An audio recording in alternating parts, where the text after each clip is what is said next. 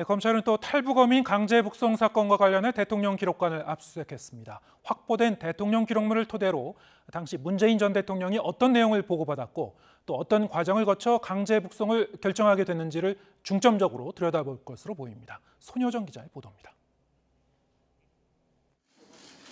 탈북어민 강제 북송 사건을 수사하는 검찰이 대통령 기록관에 검사와 수사관들을 보내 압수수색을 벌였습니다. 지난달 국정원 압수수색 이후 한 달여 만에 이뤄진 추가 강제 수사입니다.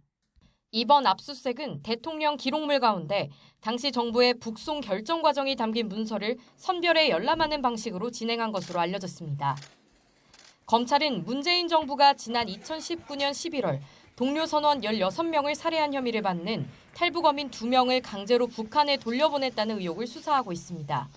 지난달 국정원은 서훈 전 국정원장 등을 합동조사를 조기 종료시킨 혐의 등으로 시민단체도 문재인 전 대통령과 정의용 전 국가안보실장 등을 각각 고발했습니다.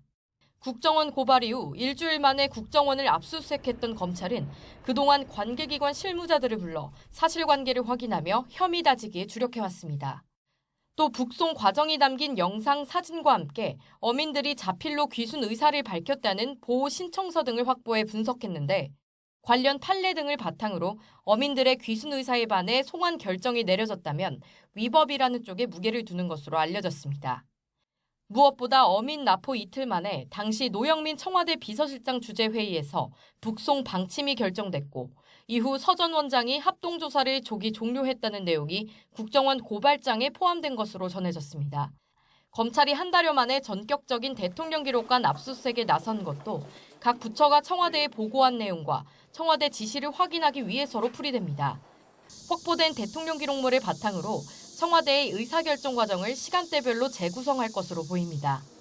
또 이 과정에서 문재인 전 대통령과 참모진 사이에 어떤 지시와 후속 보고가 오갔는지도 중점적으로 살펴볼 전망입니다. 이미 서우 전 통일부 차관 등을 피고발인 신분으로 조사한 검찰은 압수수색 자료를 분석하는 대로 김현철 전 통일부 장관과 정의용 전 국가안보실장 등을 우선 차례로 소환할 것으로 관측됩니다. YTN 손효정입니다.